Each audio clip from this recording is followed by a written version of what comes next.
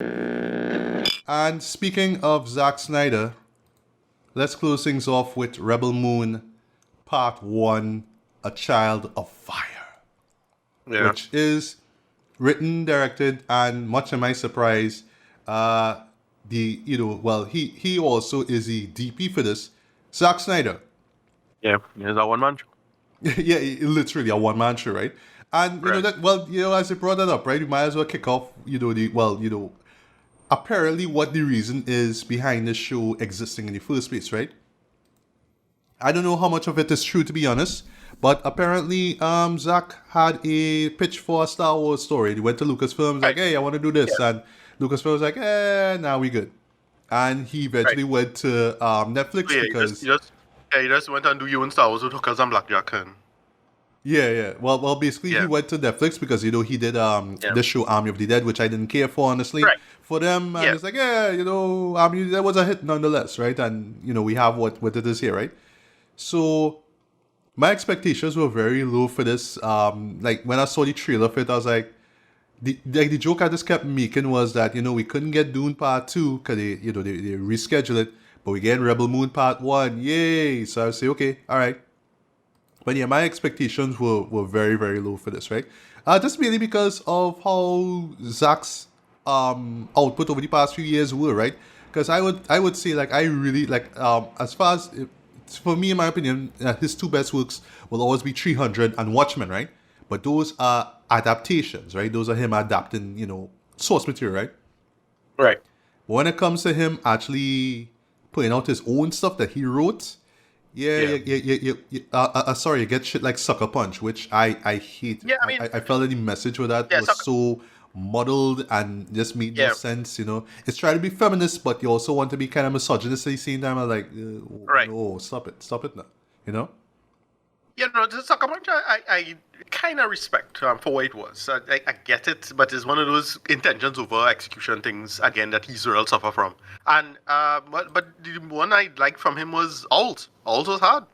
Oh, I only saw that show once, but I Yeah, remember I really thought liking it, but I yeah, never recapped that, And I yeah, I just always thought have Alt to was remind hard. myself, yeah, he direct that, because you always Yeah. think, it's always badass slow-mo stuff in live action kind of thing that he does, right? You Yeah. always think it's like that. Yeah, so Ricardo, take it away. What is Rebel Moon Part 1 yada yada yada about? So, anybody ever see this little movie called Star Wars? Yeah, Star Wars, remember right? that? Yeah, right. So, all right. So, Rebel Moon. Basically, it's a farm planet was farming, and then some Nazis, a very blatant stormtrooper Nazi come through, and my boy, threaten all of them. And listen, that had me cracking up because not like he pulled out some special weapon or all, but just pull out a fucking stick, dude. That's a cut a man ass straight and kill him. So the main character is this girl is what's her name? Sophia Botello.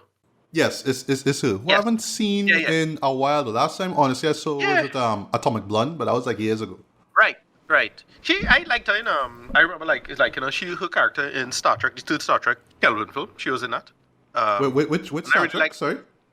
the third Star Trek Kelvin film. That is the one Oh, after it. Beyond. Yeah. I like Beyond, that. yeah. That was cool. That was cool. Yeah, yeah, she was pretty good in that. I actually like that character. I want to see more of that character, to be honest. Whatever. Yeah, so it's her. She hiding out. She's hiding out on a farm planet. They want to marry she off. And so on. So farm planet farming, and then these Nazis show up and they kill somebody and they threaten them by saying, "Look, we had give you all your food. All your food." So you learn there's some she's a badass and she wash out all them Nazis because they're gonna rape a girl. She can expose herself as a badass. So it's like they're gonna fight back and search for, other badasses to protect the town, aka some samurai. And that's it. We get to meet all of them, we get to see all of them. And you have a classic case of something I call 10 pounds of shit in a 5-pound bag. Where, yeah, they shouldn't have fit this into, they should have take the direction of a series. If it was a mini-series or longer, because it's supposed to have a director's cutout, that's supposed to be longer. Will I watch that? Probably not. But no way you could have fit all these characters in that one small space, in my humble opinion. And then on top of that, everything just ripping off this kind of stuff of the space opera stuff. And something we have to talk about with Star Wars, right? Star Wars is one of those shows that I realize you can't really replicate and make work unless you are Star Wars yourself. Like, the reason why Andor works so well is because it's in the Star Wars universe. But like for whatever reason, anybody else who try to do the over the top space opera stuff don't nail it. Because this remind me of it. Remember Chronicles of Riddick that came out some years back. Yeah, Uh, to, 2004 to be precise. Yeah. right, and it totally felt like that. It just not well. It just not well thought out from a carrying the plot in an interesting space other than the tropes because it's Star Wars already super derivative, but what it did is it take all this material and then become greater than the sum of its parts and elevate the genre. It elevated the material. We know where all the Star Wars anybody who knows Star Wars know where all the stuff come from, where's all the inspirations. But for you now to take this material and build on it, nobody ever really do that in any really meaningful way. Who's not George Lucas or even people who did stuff in the Disney era, and the Disney era fluctuates a lot in terms of quality. But when the Disney era was cooking, it was real cooking. I can't think of anything else off the top of my head. Star Trek, on the other hand, had a bunch of copies and inversions and subversions that works. I can't think of anything that Star Wars has a subversion. Maybe you can tell me. I don't know enough about popular. I don't know enough about Star Wars to care about popular sci-fi to be aware of it. So you could correct me on that. But that's what it feels like. It just feels like somebody else trying to do their Star Wars, and it just fall flat and none of it works or is interesting. And yeah, it's just it just totally feel like you know you just do a basic kind of sci-fi trope thing and just come and fall flat. And yeah, I'm gonna be honest, I just thought this whole thing was terrible. Like it was just the acting was bad, line reading was bad, none of the beats was working. Visually, it looks kind of interesting. Again, it more feel like Chronicles of Riddick than Star Wars, but none of it was coming together and feeling thing. And as I say, it's the most mid sci-fi from 2004. That's what it felt like. It's Chronicles of Riddick, that theatrical cut, and it could have been good. It could have been like potentially interesting. Again, you have to know how to take it, but it's just severely undercooked. It has the ingredients of something decent, and tonally, I think this is the direction you should take if you're trying to subvert Star Wars, right? Or trying to do your own Star Wars.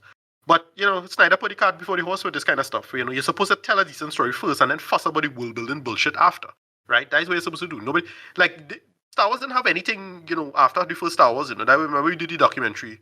It's a bunch of shit they had to make up after the fact, right? It has some structure, but it's empty, and it should have been, in my opinion, should have been the miniseries, 10 pounds of shit in a 5 pound bag, and it's just you couldn't tell the story in this short of a runtime. And yeah, to borrow from a movie Bob make a good joke about it. He called it stupid ascending. Yeah, that's what it was. Kind of funny. And yeah, it was frustrating.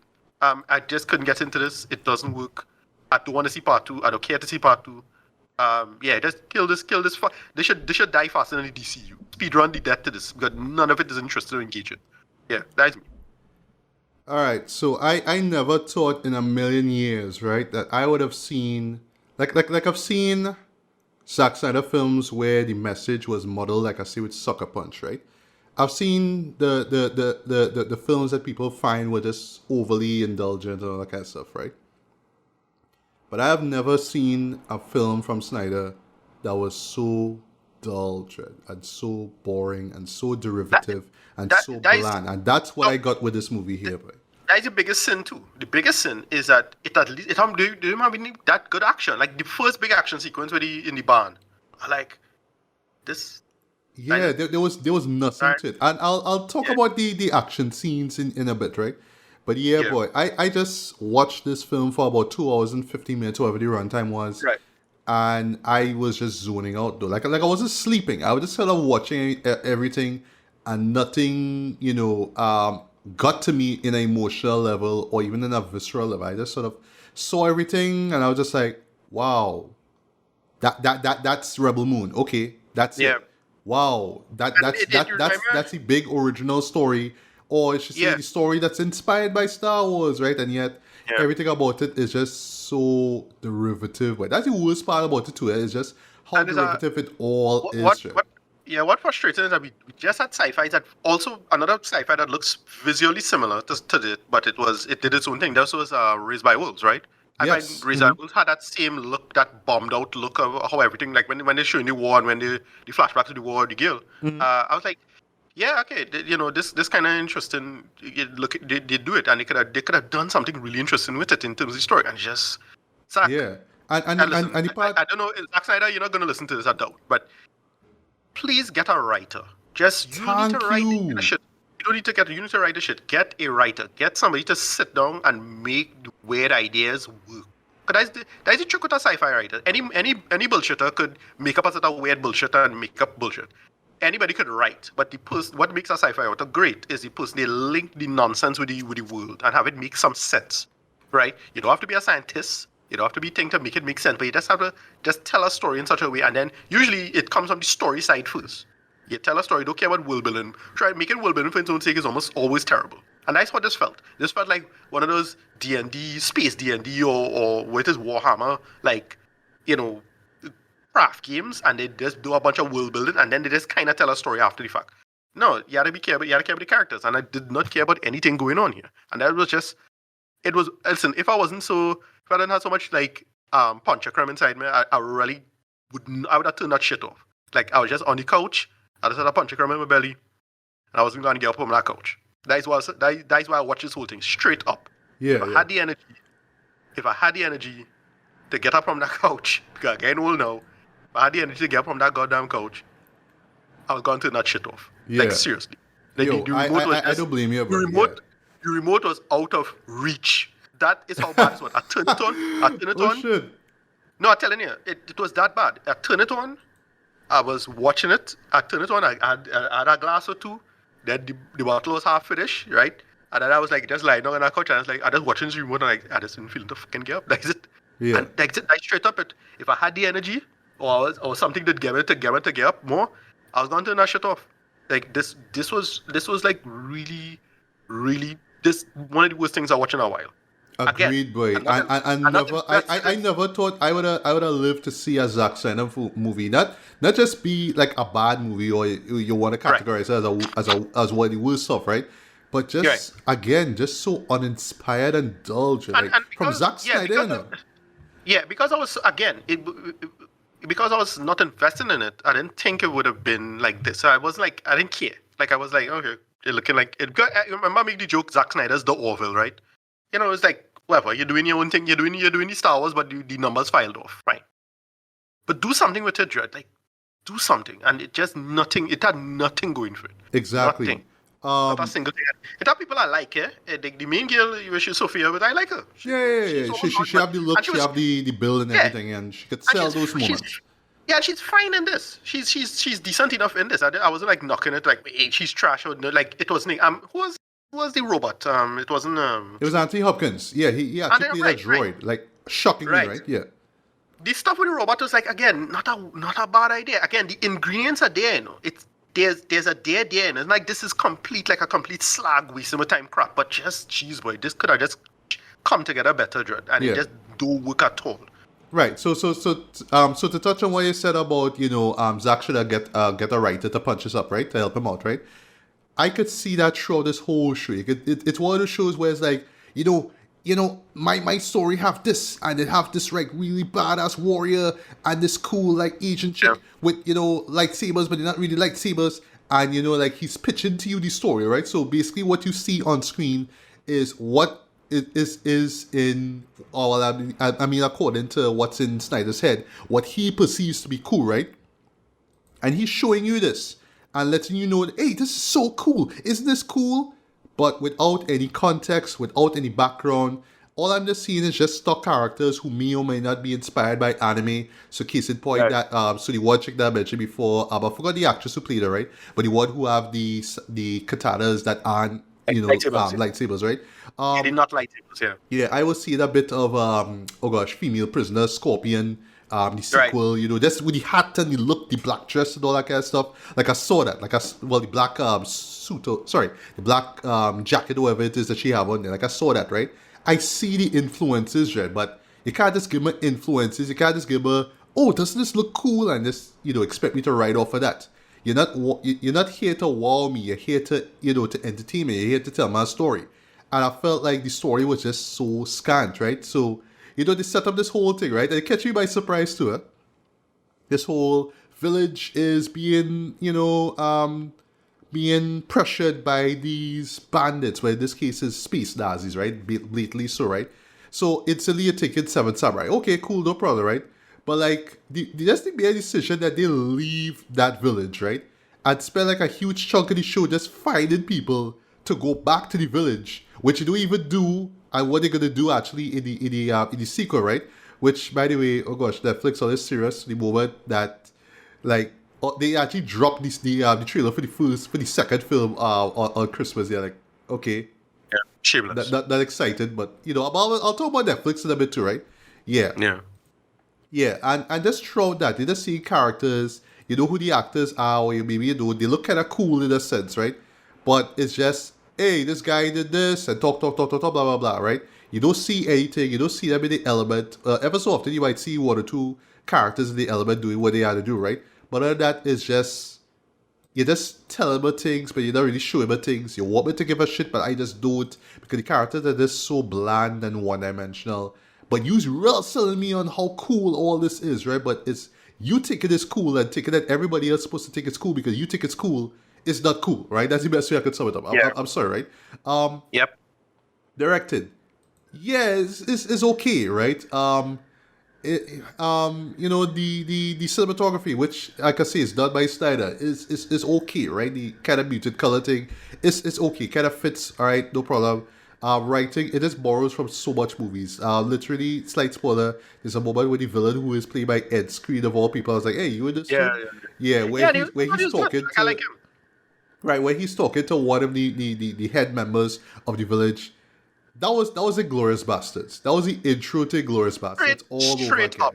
Straight up. That is exactly what I said watching Yeah. the movie. With, Yes. with the Exactly. exception that there's no guns used here, Yeah. it's just a Same stick. thing. That's it, right? Yeah. Same thing. Shillelagh. Yeah, a shillelagh. That's literally what it was, right? The stuff with the droid that Anthony Hopkins play was interesting. I did just drop that because we have to go on a quest to find these people, right? So basically, what you get in a nutshell is the first half of Seven Samurai. You get where you have to assemble the team to come back, right? But then the show Yeah. just does this weird thing where you're thinking, okay, well, eventually they're gonna go for the villain, right? And well, sorry, that they will go up against the villain in the second film, but no, the villain actually shows up near the end. I'm not gonna say what happened to him, but when I saw that, I was like, "Oh, this is serious." And again, you want me to be amazed by this. You want me to be like, "Oh my god, what are they gonna do now?" It's like, no, I don't care about any of this, right? The music was egregious to me, and it's from a boy, Junkie XL Dread. So basically, Yeah. it's the same. Unfortunately, it's the same thing that they did with BVS Dread, where they just have to use this thunderous score. And like, I love thunderous scores, right? Like, I still love the scores for 300 and Rise of an Empire, right? Because of how boisterous and loud they are, right? But when it's so dour, and it's almost like it just beating me over the head. I just want to tell me about how serious it all is. So it has to be bam, bam, bam, bam, bam, like you're beating me over the head with it. And it's like, no, stop it now. Like, come on, let me not do that now. The side characters that we see don't really get that much development. Like, you have this dude who could like fly some kind of Harry Potter-esque kind of creature. Okay, Same thing. all right, God. yeah, all right. You have this one guy who played by my boy Jaimon Honsu, who's supposed to be a gladiator, and I get because he was a gladiator, and yet you don't even see the man fight or nothing. Like, you never see him, in like they set up the whole arena thing, and you don't even see the interior of the fucking arena. You don't even see anybody fighting. You just say outside, like, yeah, look at me, give me money, blah blah blah, right? I didn't even notice. I didn't even recognize Ray Fisher. It's only in the end I realized, oh shit, that's you. You know what I mean? So it was cool that he was there. All right, but even like his character get little character development, right? And Slice wanted to do a thing where he lead an army, and they real try to make it all dramatic because 2 or 3 of his soldiers decide to join him on his journey, and they play it off like I supposed to care, like I supposed to know or be invested in who these characters are. It's like, no, you don't sure about them. Like, I don't know who they are. Sorry. And that's the problem. It's just characters that you don't know enough about, or you don't even know at all, and they just expect you to just care. You know what I mean? Because it's a Zack Snyder film, man. I'm sorry. It just does not work, right? But let's wrap things up, right? But to me, one of the most egregious things about it, boy, is this whole it's the PG-13 version, and very soon you're gonna get the R-rated cut. I like this. They're doing Like, this. listen, like, all right. No, So, that's one thing that was frustrating about this because, like, why would you get a theatrical version if you're going to put it out in this long form anyway? Exactly. It's not like it's in theaters. It's like why have a theatrical cut? That's Yeah. dumb. Now, all right, I would have understood it, right? I would have understood it if it was like a two-parter film, and what you saw there was exactly the cut, right? A la Justice League, but just like split in two, right? I'd understand if it was like that, right? But now you're coming and telling me that what I'm seeing here is a PG-13 version. Eventually, you're gonna see an R-rated cut of this, maybe, maybe not, right? And then when the next film that comes out, maybe you'll get the same treatment, right? So, and then now what makes it worse is that I think if I'm not mistaken, the plan is to have both versions be on Netflix. So why not just put out the R-rated version instead? Because you already have the medium of Netflix. It's not like, say, Killers of the Flower Moon or Napoleon, where you have this window of time, right, where you have the theatrical cut, and then like months later on, you get the Apple TV version, whatever it is. No, don't tease the viewers like that and tell them, well, all the stuff that we don't like about it, well, just wait until the R-rated cut comes out. I didn't even think an R-rated cut or a Snyder cut in quotes would make any difference, because what I just saw there was just bland storytelling, bland cinematography, bland everything across the board. And bland is the last thing that I want from a Zack Snyder film, right? Sorry, that's not what I want. But teasing me and telling me, hey, well, the R-rated cut will give you more. I don't think so. And that takes me, just to wrap things up, to the action sequences and how underwhelming they were. Like, yes, it looks stylized, and yeah, they do the whole slow-mo stuff, okay, right? But there's so much moments where you know for sure you're supposed to see blood splatter, where you're supposed to see blood show up, right? And they just cut it in like the most obvious way. I'm like, but remember when you see the original, when you see the R-rated cut, you'll see more. But still, they add nothing. Like I just feel like that to me is just the most egregious thing out of all of this, right? Teasing me and telling me, oh, well, there's an R-rated version coming up. Wait for that. Like, no, like you have to come swinging from the gate. Don't tell me, well, because of reasons, we can't. No, it's Netflix. Show me it. Like, don't tell me I have another version coming out. Because what if, knock on wood, what if we don't even get a R-rated cut? What if we end up waiting years and then when it finally come out on Blu-ray or whatever, that's when you see the R-rated cut? It's like nobody will care at that time, right?